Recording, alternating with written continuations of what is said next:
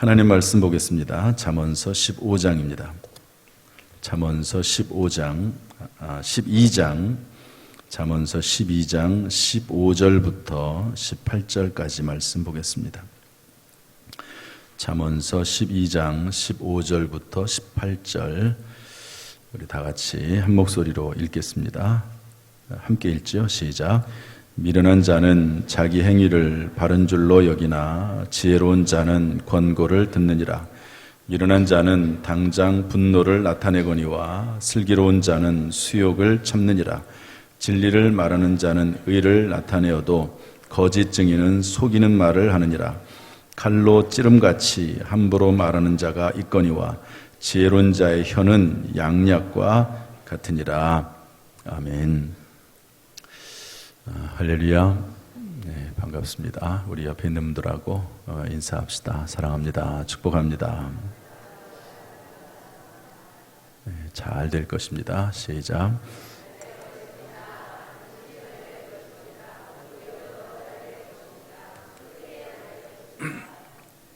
저를 따라서 하시죠. 성경으로 길을 찾고 기도로 힘을 얻는다. 오늘도 하나님께서 저와 여러분을 불러주신 줄로 믿습니다. 이 자리에 앉아서 예배드리는 것 큰 은혜요 축복인 줄로 믿습니다. 오늘도 주의 말씀을 듣는 가운데 지혜를 얻고 또 능력을 얻을 수 있기를 주님의 이름으로 축복합니다.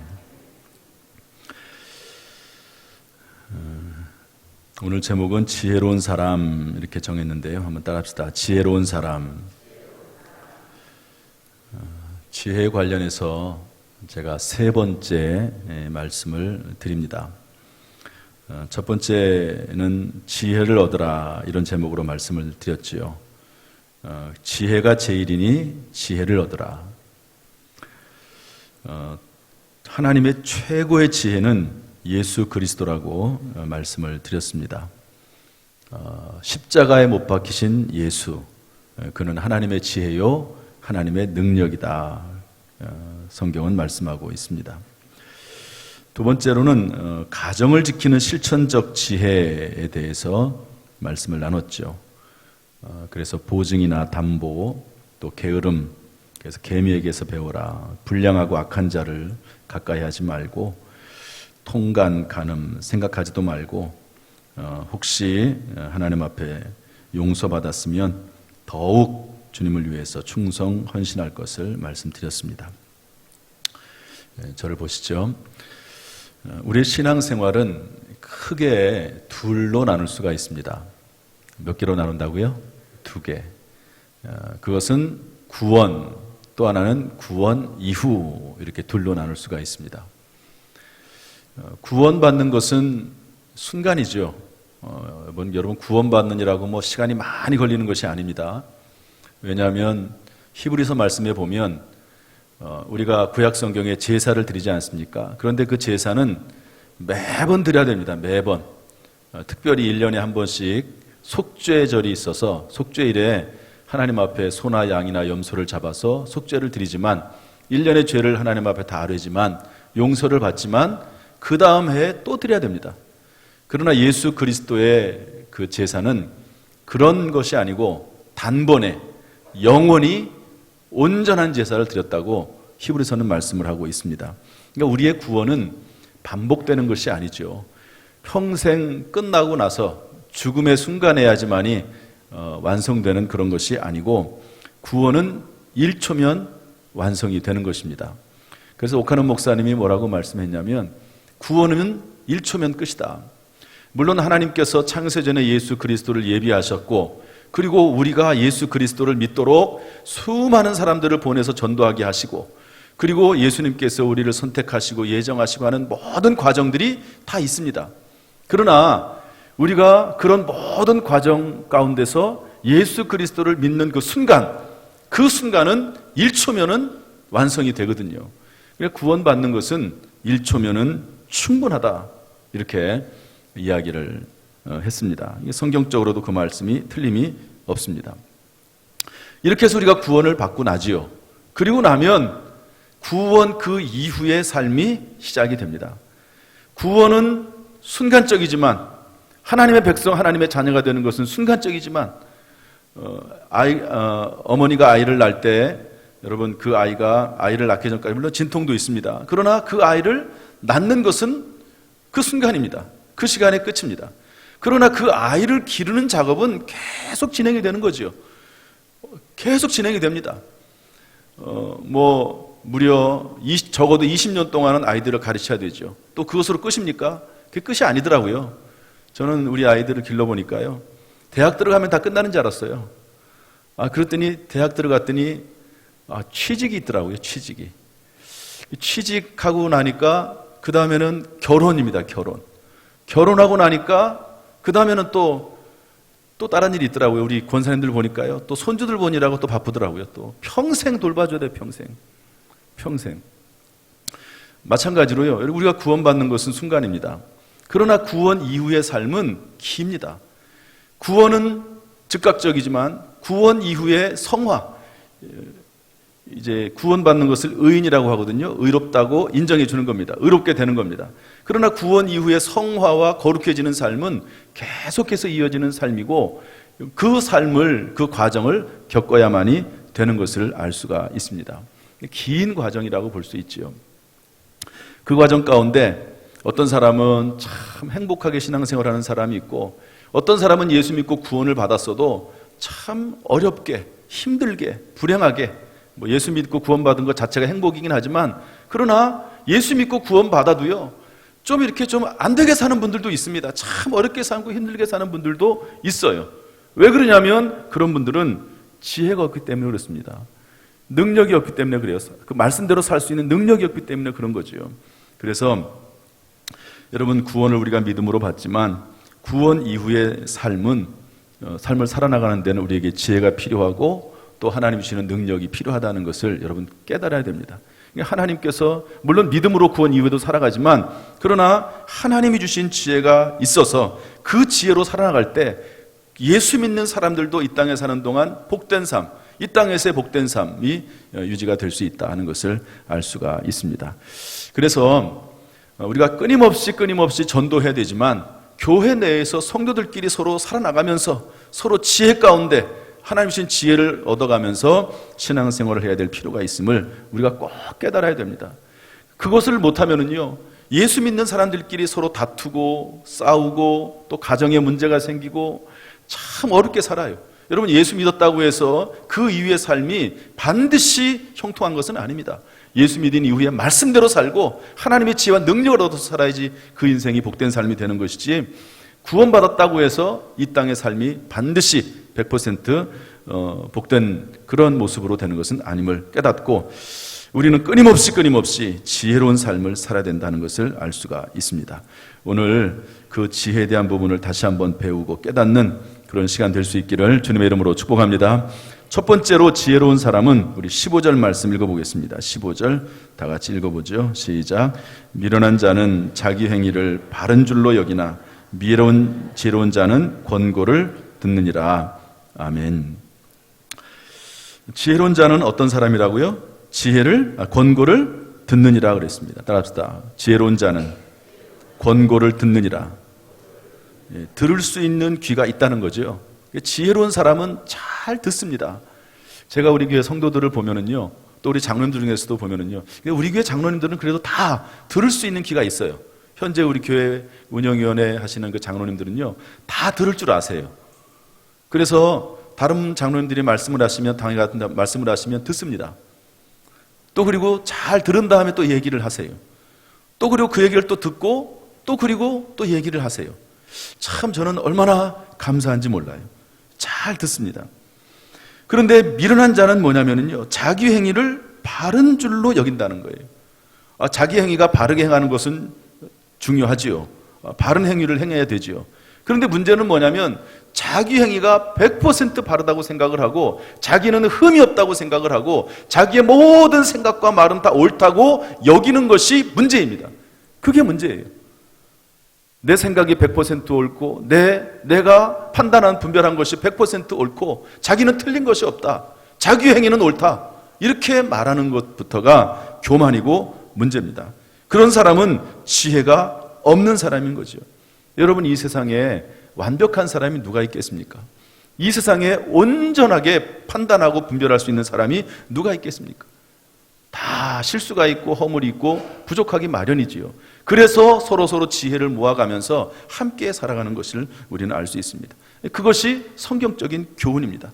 예수 믿은 다음에 물론 하나님의 음성을 들어야 되지요. 기도하는 가운데. 그러나 또 하나님의 사람들의 음성을 들어야 됩니다. 하나님의 음성을 자기만 하나님의 음성을 듣나요? 다른 사람들도 기도하는 가운데 하나님의 음성을 들을 수가 있고 지혜로운 사람들이 많이 있습니다. 그러면 그분들과 함께 의견을 모아 나가면서 함께 들어가면서 신앙생활 해야지만이 실수하지 않고 교회 공동체가 온전해질 수가 있는 것이지요. 독불장군은 없습니다. 온전한 사람도 없습니다. 그래서 여러분, 솔로몬이 하나님 앞에 지혜를 구할 때 뭐라고 말했습니까? 하나님, 나에게 듣는 마음을 주옵소서. 그렇게 기도하지 않습니까? 여러분, 듣는 마음 참 귀중한 마음입니다. 그것이 그 안에 지혜가 있다는 사실을 깨닫고 여러분, 듣는 마음으로 살아갈 수 있기를, 지혜로운 사람으로 살아갈 수 있기를, 하나님 앞에 지혜를 구하기를 주님의 이름으로 축복합니다. 성경에 제가 두 분의 이야기를 좀 써놨습니다. 한번 읽어보도록 할까요? 오늘 제가 이 설교를 다 할 수 없습니다. 5가지를 제가 잠언서에 있는 내용을 뽑아가지고 했는데요. 하는 데까지 하고 시간이 되면 마치겠습니다. 우리 나아만 장군, 엘리사 시대의 장군인데요. 한번 읽어보겠습니다. 나아만이 들어가서, 시작. 나아만이 들어가서 그의 주인께 아뢰어 이르되 이스라엘 땅에서 온 소녀의 말이 이러이러하더이다 하니 그의 종들이 나와서 말하되 이르되 내 아버지여, 선지자가 당신에게 큰 일을 행하라 말하였다면 행하지 아니하였으리까? 하물며 당신에게 이르기를 씻어 깨끗하게 하라 하매니이까 하니 나아만이 이에 내려가서 하나님의 사람의 말대로 요단강에 7번 몸을 담그니 그의 살이 어린아이의 살같이 회복되어 깨끗하게 되었더라. 이스라엘과 싸우는 이 나아만 장군, 그런데 이 나아만 장군이 문둥병에 걸렸습니다. 나병 환자가 됐죠. 그런데 이 나아만이 전쟁에 나가서 이스라엘 사람들에게서 뺏어온 조그만한 어린아이 하나가 있는데 그 어린아이가 말하기를, 우리나라에는 이스라엘에게는 엘리사 선생님이 있는데, 엘리사 선지자가 있는데 그분에게 나가면 그분이 혹시 당신을 치료할지 모릅니다 라고 얘기했습니다. 누가 얘기했다고요? 조그마한 어린아이 하나, 소녀입니다. 더구나 그 아이는 몸종 노예입니다. 그런데 나아만의 귀에 그게 들어왔습니다. 여러분, 이 하나님의 말씀이 들어오는 것이 참 은혜지요. 그런데 그 말을 받아들여서 왕에게 허락을 받고 엘리사를 찾아갑니다. 그랬더니 엘리사가 선물도 잔뜩 준비를 하고요, 갑옷을 입고 정말 위풍당당하게 가죠. 그런데 엘리사가 나와보지도 않고 그냥 요단강에 가가지고 7번 몸을 씻으라고 얘기합니다. 그 말을 듣고 얼마나 화가 나는지, 아니 내가 누군데, 내가 한번 힘을 쓰면 이스라엘 이 나라가 어떤 또 고통을 당하고 전쟁이 일어날지 모르는데, 여러분 그렇게 대할 수 없는 것 아닙니까? 화가 잔뜩 나가지고요 그냥 돌아가려고 합니다. 그랬더니 그의 종들이, 부하들이 얘기합니다. 장군님, 그것보다도 더 큰 일을 하라고 하면 하지 않겠습니까? 그런데 요단강에 가서 7번 물을 몸에 담그는 거, 그건 못하겠습니까? 그래서 그 말을 듣고 이 나아만이 그대로 행합니다. 참 이게 지혜지요. 다른 사람의, 특별히 장군들이나 이런 군인들은 자기 주관이 뚜렷하거든요. 그런데 그런 말을 들을 수 있는 귀가 나아만 장군에게 있었습니다. 그래가지고 요단강 물에 가서 7번 몸을 담그니까 그의 살이 어린아이의 살같이 되었다라고 말씀을 하고 있는 것입니다. 들을 귀가 있는 것, 이것이 지혜임을 알 수 있습니다. 특별히 하나님의 말씀을 듣고, 여러분 하나님의 사람의 음성을 들을 수 있다면, 그 말을 들을 수 있다고 하면 지혜로운 사람으로 하나님 앞에 쓰임받게 될 줄로 믿습니다. 성경에 이드로라고 하는 사람의 이야기가 나옵니다. 이 사람은 모세의 장인입니다. 여러분, 모세가 이스라엘 백성들을 이끌고 애굽 땅에서 나와서 가나안 땅으로 가죠. 40년 동안 광야 생활을 합니다. 그런데 모세가 혼자 모든 백성들의 행정 재판을 하는 거죠. 아침 일찍 일어나서 앉아 있으면 백성들이 다 몰려와 가지고 모세로부터 질문할 거 질문하고 재판을 받고 문제 해결을 하고 가는 거예요. 그런데 어느 날 모세의 장인 이드로가 와 가지고, 그렇게 하면 힘듭니다. 피곤합니다. 모세 당신도 피곤하고 백성들도 지칩니다. 그러면서 제안을 하죠. 혼자 하지 마시고 나눠서 하십시오. 그 내용이 나오는데 한번 봅시다. 출애굽기 18장 말씀 한번 읽어보겠습니다. 다 같이 시작. 이에 모세가 자기 장인의 말을 듣고 그 모든 말대로 하여 모세가 이스라엘 무리 중에서 능력 있는 사람들을 택하여 그들을 백성의 우두머리 곧 천부장과 백부장과 50부장과 10부장을 삼으매. 여러분, 이 지금 이 내용이 지금부터 5,000년 전 이야기입니다. 이런 일이 그 당시에 있었다고 하는 것은 참 놀라운 일이죠. 그런데 여러분, 모세가 누굽니까? 10가지의 기적을 베풀면서 이스라엘 백성을 이끌어낸 사람입니다. 위대한 영도자입니다. 그런데 그 모세도 그의 장인 이들의 말을 들어보니까 그 말이 옳은 것 같아요. 그냥 그 말을 듣는 겁니다. 이게 지혜로운 사람인 거죠. 모세가 참 지혜로운 사람인 겁니다. 이렇게 들을 수 있는 귀가 있다고 하는 것 참 지혜로운 일입니다. 우리 교육자들이 얼마 전에 간증 예배를 좀 드렸으면 좋겠다 이렇게 건의를 하더라고요. 저는 여태까지 간증 예배를 드려본 적이 없습니다. 그런데 뭐 특별 새벽 기도를 해도 그렇고요. 근데 52일 기적 끝나고 나서 간증 예배를 했으면 좋겠다. 간증을 들어보니까 글을 보니까 좋은 내용들이 많다고. 제가 그 말을 듣고 그럼 좋다고 간증 예배를 한번 하자고 그렇게 얘기했습니다. 참 좋은 시간이 됐습니다. 그런데 교육자들이 또 어떤 건의도 저한테 했냐면 다니엘 기도회를 하는데 매일매일 저녁에 하는 것은 좀 무리입니다. 그러니까 수요일하고 금요일만 합시다. 이렇게 저한테 제안을 했거든요. 근데 제가 그거를 받아들이지 않았어요. 받아들이지 않았습니다. 평가는 좀 나중에 내년에 수요일하고 금요일만 한번 해보려고 합니다. 그런데 어쨌든 수요일하고 금요일만 하지 않고 매일매일 다니엘 기도회를 했더니요, 너무너무 지쳤어요. 교육자들도 지치고 저도 지치고, 그리고 다니엘 기도회 내내 많이 나왔는데요, 적게 나왔어요. 아무튼 내년에 한번 더 보려고 합니다. 듣는다고 하는 것, 여러분 잘 듣는다고 하는 것은 무슨 말이든지 다 받아들이고 수용한다는 의미는 아닙니다. 이 말 들으면 이 말대로 하고 저 말 들으면 저 말대로 하고 그렇게 한다는 의미는 아니죠. 마치 죽은 물고기가 둥둥 떠내려가듯이 그냥 흘러가는 대로 듣는 대로 하는 것이 잘 듣는 것은 아닙니다.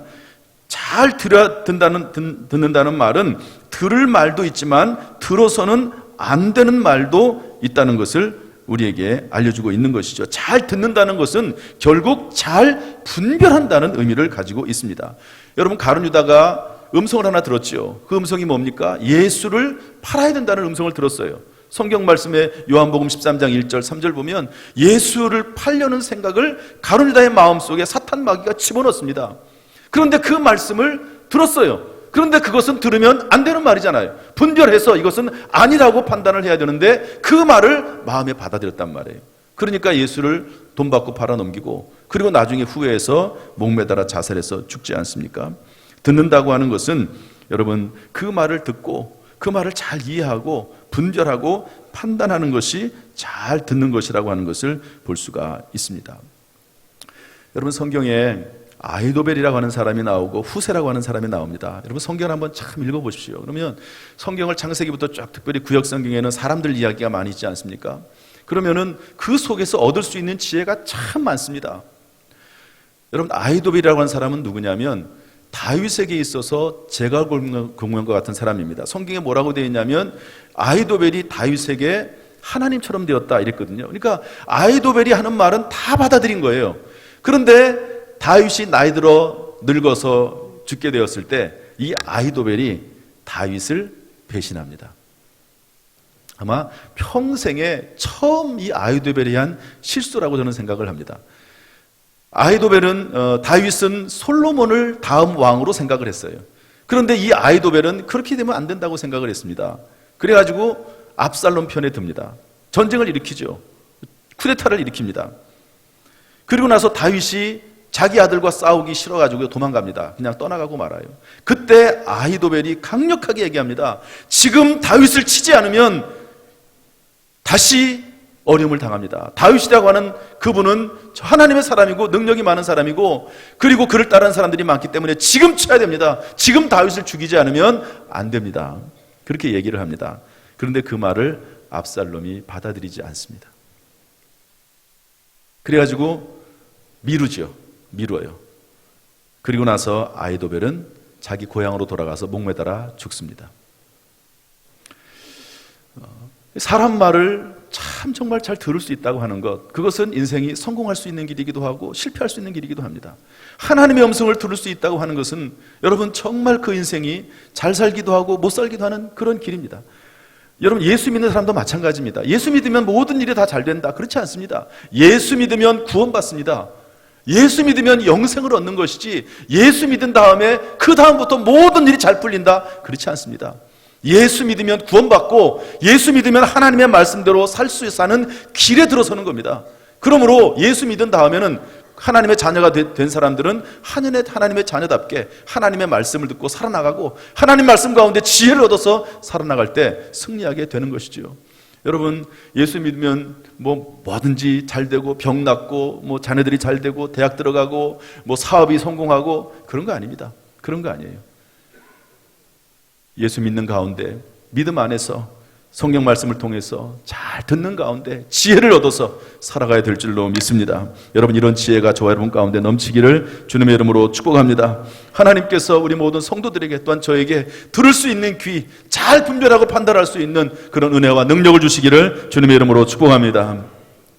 두 번째로 지혜로운 사람은요, 16절 말씀 읽어보겠습니다. 16절 시작. 미련한 자는 당장 분노를 나타내거니와 수욕을 참느니라. 참 이 말씀도 귀중한 말씀입니다. 여러분 화를 낸다고 해서 그 사람이 구원에서 제외되는 건 아니죠.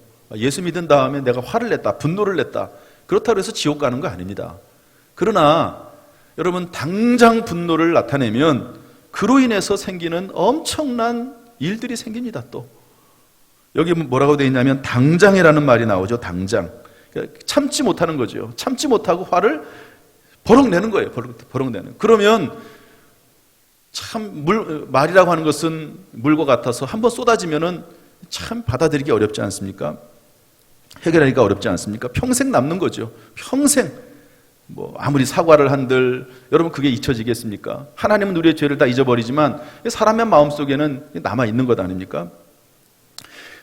저의 지난 날들을 되돌아보면은요, 참 순탄하게 살았던 것 같아요. 가끔 말씀드리지만 어렸을 때 부모님들 재정적으로 큰 어려움 없고 또 교회 생활하면서 열심히 신앙생활하고 또 학교하고 집에 다니고 참 어려움이 없는 평탄한 길을 살아왔던 것 같아요.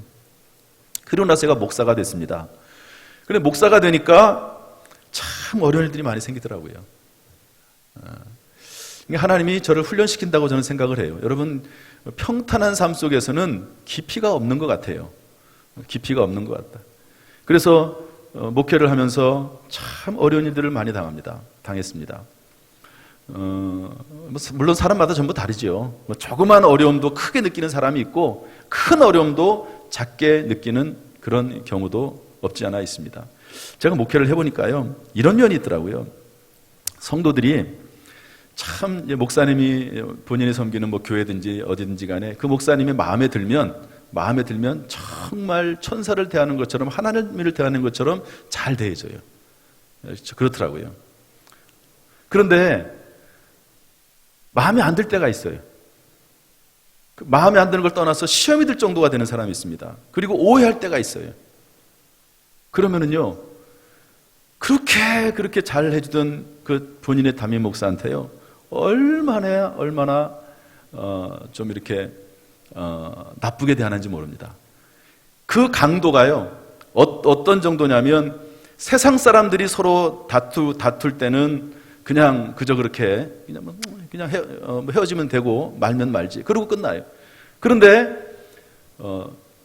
담임 목사에게 아주 대할 때는요, 정말 악하게 대합니다. 제가 저뿐만 아니라 저희 동료 목회자들을 보면 그래요. 그렇게 잘했던 사람이 한번 관계가 깨지면은요, 얼마나 악하게 대하는지 상상을 초월할 정도로 악하게 대합니다. 어떤 교회에서요, 목사님이 좀 마음에 안 드는 그런 일이 있었어요. 그랬더니 목사님이 이제 강단에 새벽마다 기도하시잖아요. 그런데 그 강단에다가요, 방석 밑에다가 뱀을 깔아놨습니다. 이게 상상이나 됩니까, 이게? 이거는 세상 사람들이 할 수 있는, 이거는 사람이 하는 일이 아니에요. 사람이 하는 일이 아닙니다. 그런 일도 하더라고요. 그런 일도. 제가 그 얘기를 듣고 정말 놀랐습니다.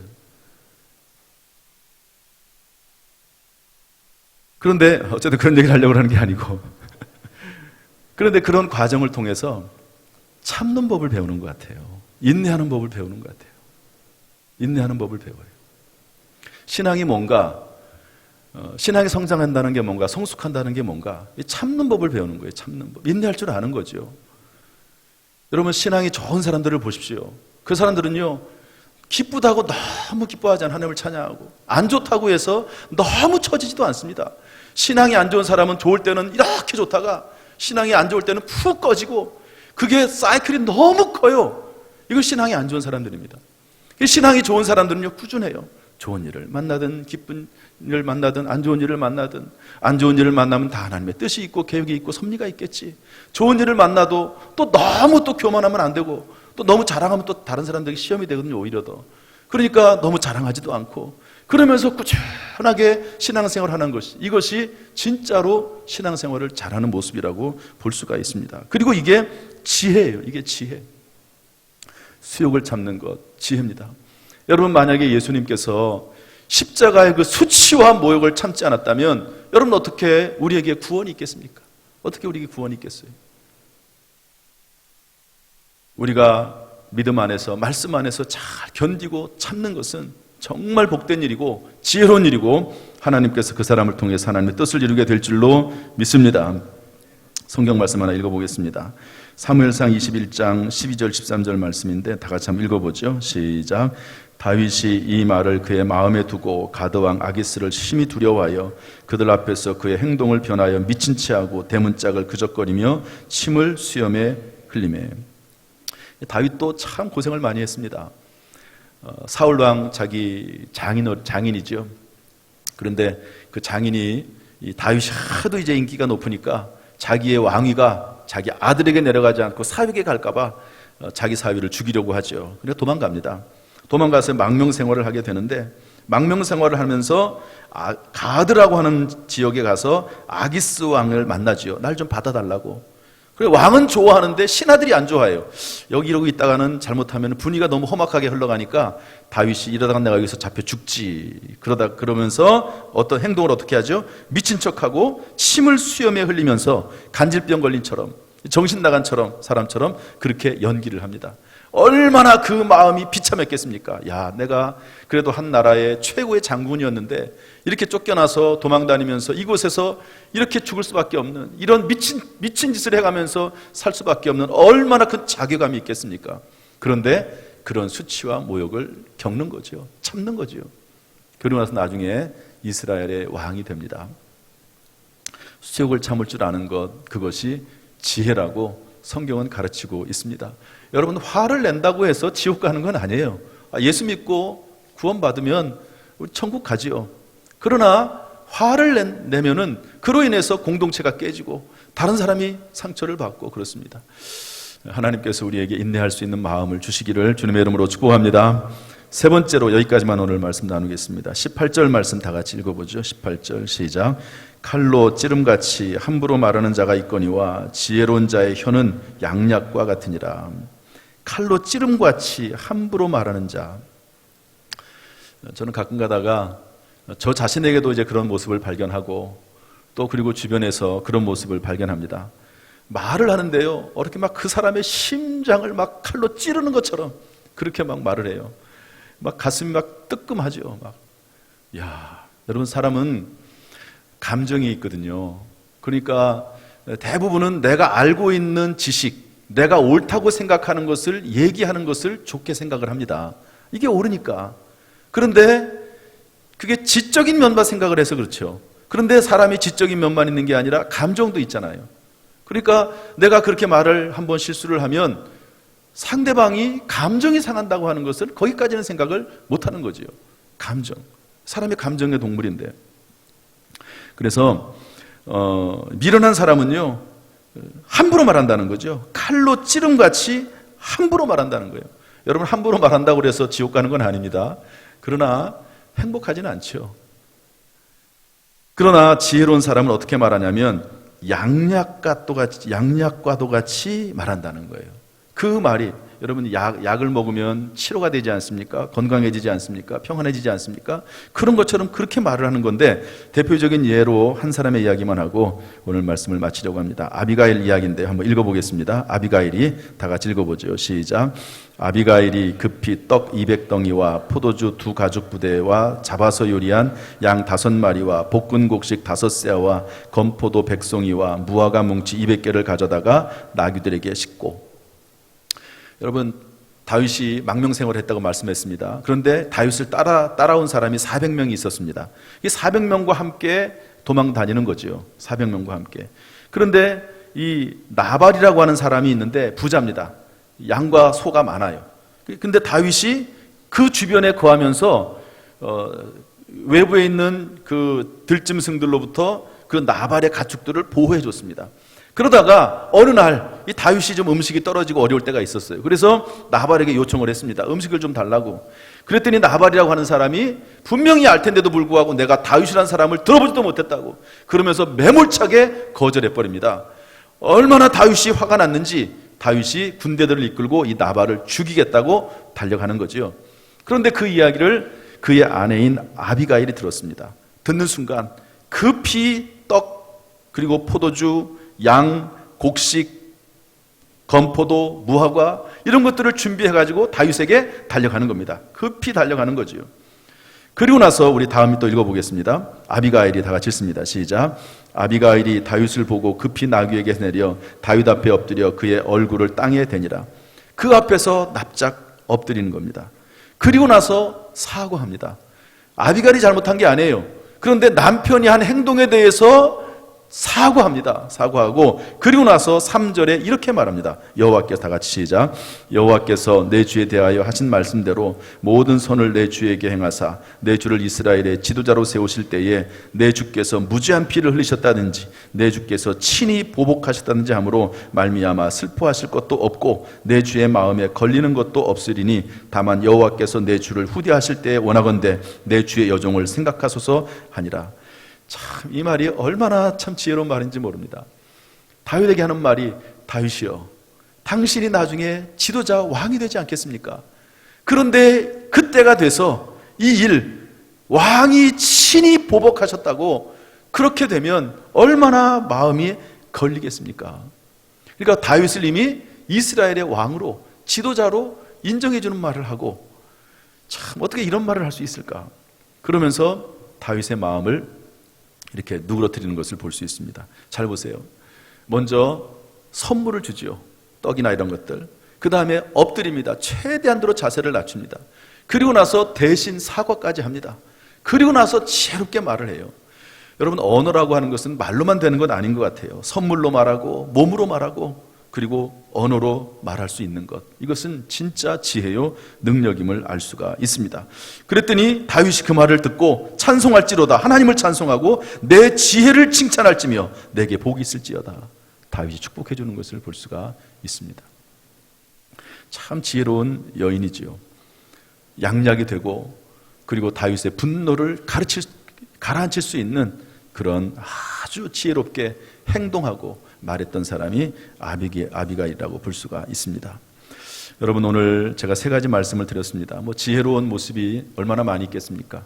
그런데 여기 현재 나오는 말씀이 3가지를 제가 말씀드렸고 한 2가지 정도가 더 있는데 그 말씀은 기회가 되면 말씀을 전하든지 또 그렇지 못하든지 그렇게 될 것입니다. 바라기는 여러분, 저와 여러분이 예수 믿고 하나님의 자녀가 된 줄로 믿습니다. 이제 그 이후에는 정말 지혜로운 삶을 살아서 가정이 행복하고 또 직장과 사업이 복되고 우리 교회가 놀라운 은혜 가운데 사랑 가운데 넘칠 수 있게 되기를 주님의 이름으로 축복합니다. 기도하겠습니다.